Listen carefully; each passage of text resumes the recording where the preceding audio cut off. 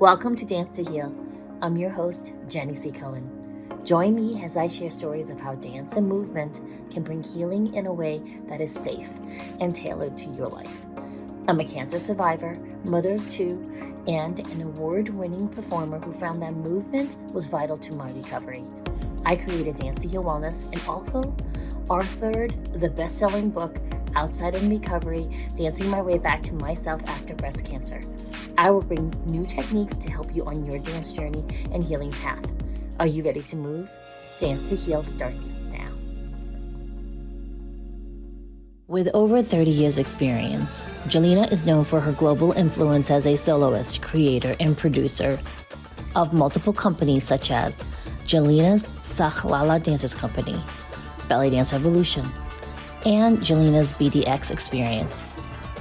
In addition to the previous role of artistic director and main choreographer for Belly Dance Superstars, Jelena has also performed on Dancing with the Stars and supported over 300 dance studios and teachers with the program #TogetherWeMove in 2020.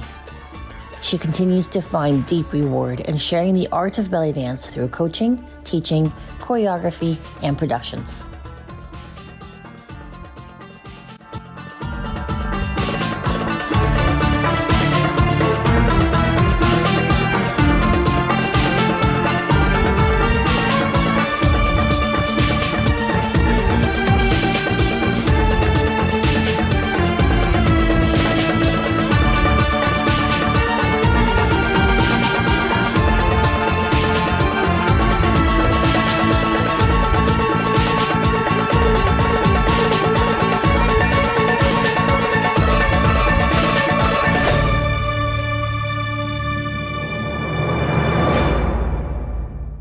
Without further ado, I am so honored to be here in Jelena's home and introduce you officially to Jelena.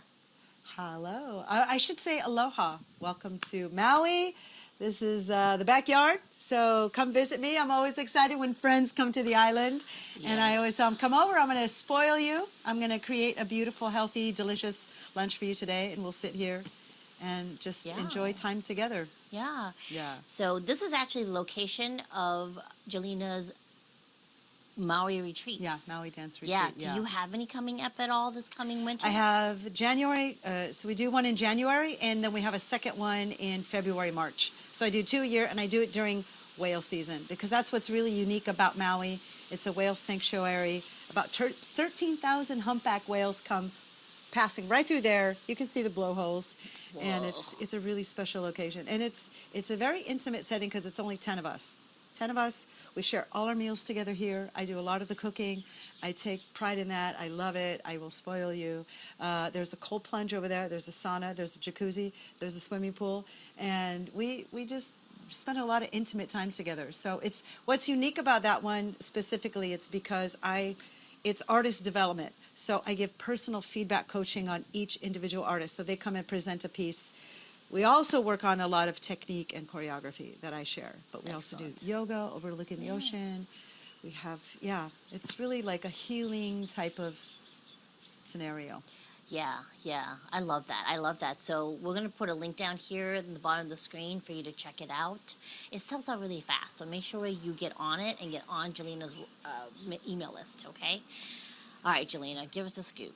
Like, who is Jelena? Because I have some of my members they don't know you're so famous in our dance circles. But someone who's brand new to dance, because I'm hitting some of you now. Who are you?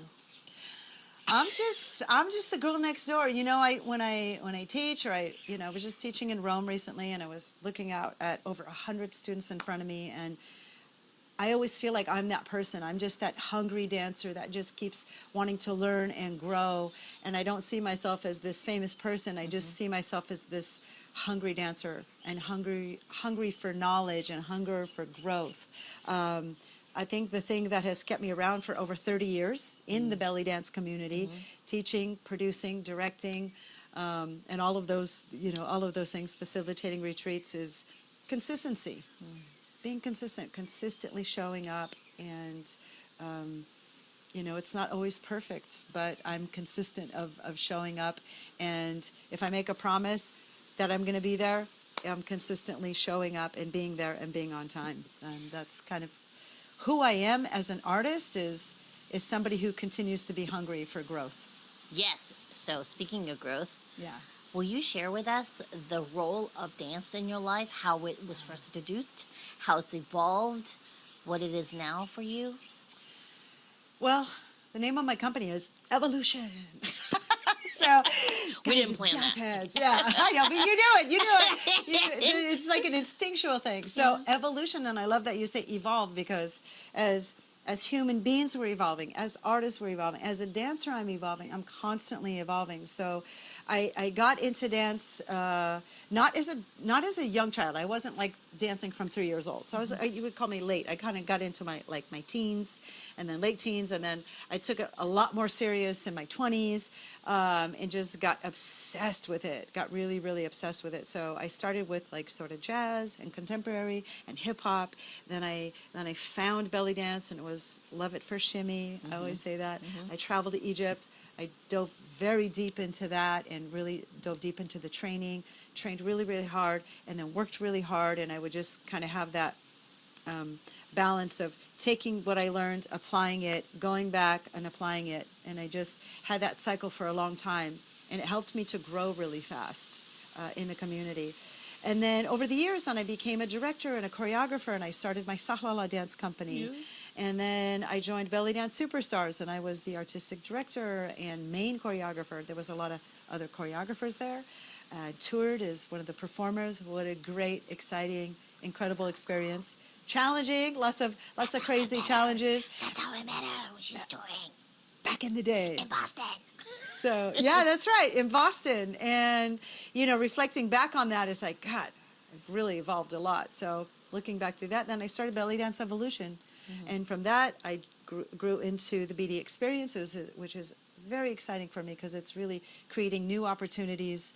And I just go in as a director, and I just give all my time and energy to elevating other dancers as a coach, as a director, and it's really something that I'm proud of, I have to say. So coming from the baby belly dancer into the teacher role.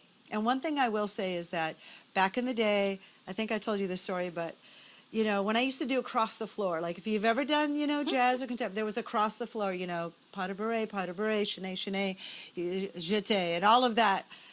I would literally panic because I was the worst one in class. I couldn't do it. I wasn't capable. I didn't have good technique. I would have like flooding tears coming across.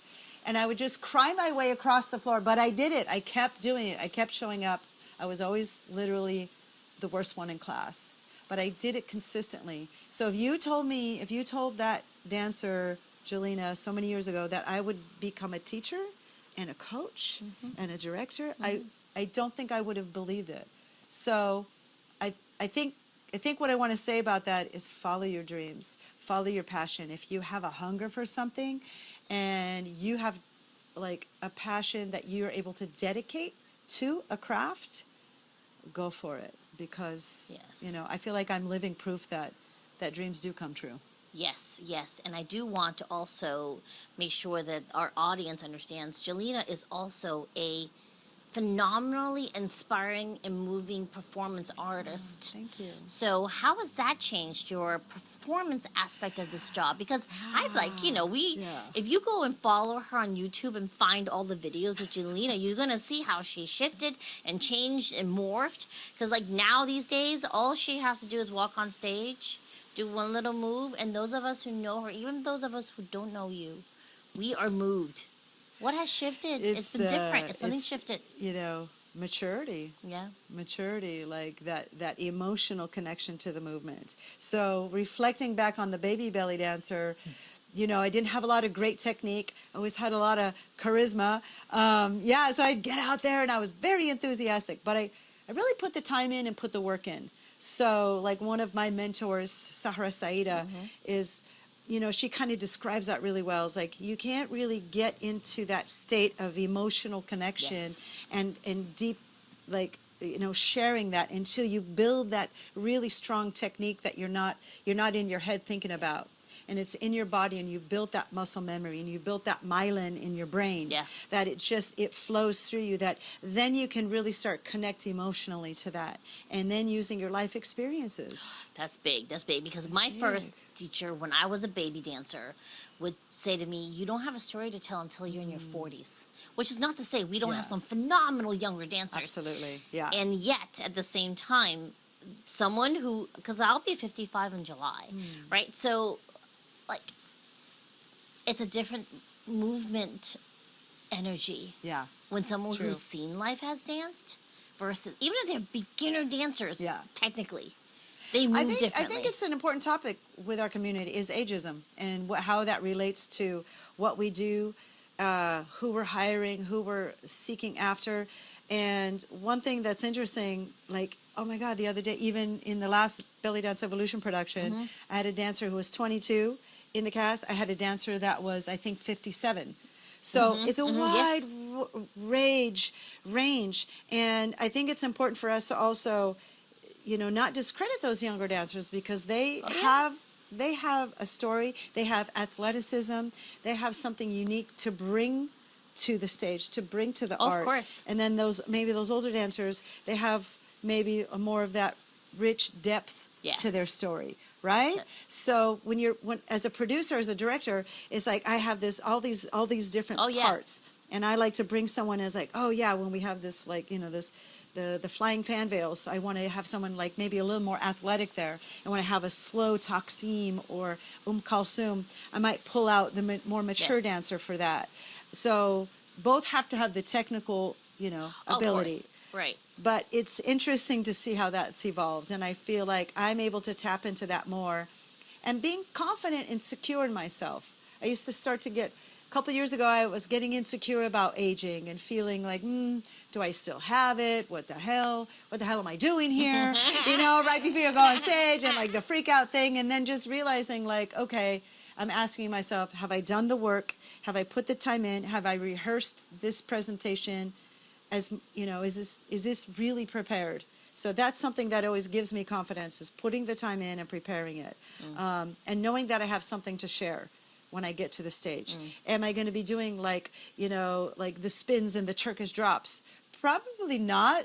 Not this year. I don't know what's going to happen next year. Anything could happen. I got my splits back, by the way. It's very exciting. That's very exciting because I lost it for a couple of years. Somebody stole it in the middle of the night. Have you lost your splits? Oh, girl. They come and go, but You know. what? If you keep working at it, so I started my yoga practice and I started like doing something consistently daily. Like I have a 15-minute practice that I do every single day, non-negotiable. Boom. See, I here's the get key, up. though. Yeah, that whole practice thing, because in our previous episodes, we talk about having some form of movement Yeah. that gets you in your body. In your and body. This is basically what you've been doing. Yeah, You really I get on the incorporate mat that and in. it's non-negotiable. So, especially living here, it's like I get up really early because I like to live with the sun. I get up really early. I get on my mat. I do my yoga practice. I do a meditation, and then I get in the sauna and the cold plunge. Yeah. So I do like a physical thing there, Yeah. and then after that, not every day, but then maybe I'll add like a weightlifting or a cardio.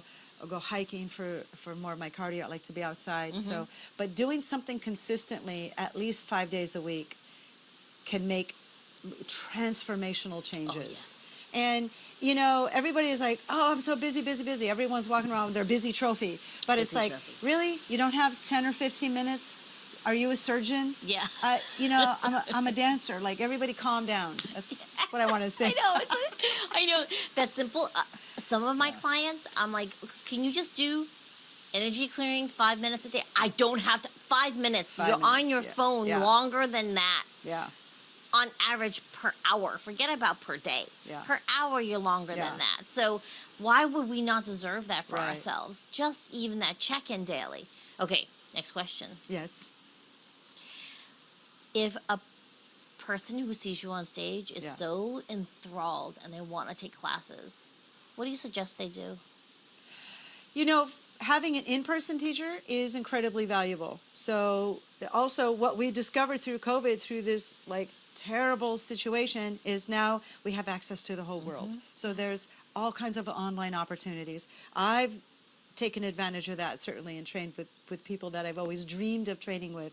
And I've connected with students from 15 or 20 years ago that have come back into my life, and then we train together online. So I do think that also having an in-person teacher is incredibly valuable. So find somebody local, something that you can do consistently, that's not a 2-hour drive. You know, if you can find that in your area, and a couple times a week, or even if it's once a week, and then take an opportunity for the online training, because there's a lot of good stuff out there. And I think having consistent training and a consistent practice will get results. If you do it once a week, you're probably not going to get the results. Right. And I would say at least 3 times a week, an hour and a half would be like kind of almost the minimal if you really want to start to see progress, right? So I think it's every dancer is different, and I'm sure, Jenny, you've heard this 1,000 times. Well, how long until I'm going to be able to learn to dance or learn to do a certain practice? It's like every human is different. Everyone's different, and here's the thing, you know, I brought Jelena on to explain the perspective of someone whose living is dance and dance performance and dance production, and this is one side of this extreme, right?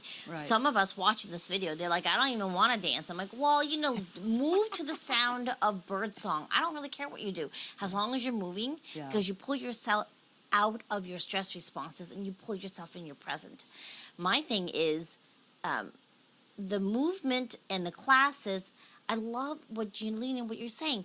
You've got to get into class. That's the community that builds the energy for you. And being and like, I love that you brought in community, because Yes. that is what keeps me showing up Yes. every time. Yes. Do you have an online community they could join if they wanted to? I do. I have a monthly meetup. It's a Hip Circle community, and I started it over 2 years ago. So once you're a member, you have access to all of the archives. Like, I would be incredibly impressed if somebody could join now and actually take all the classes, because it's a lot of content there. And I dive deep into a specific topic every month.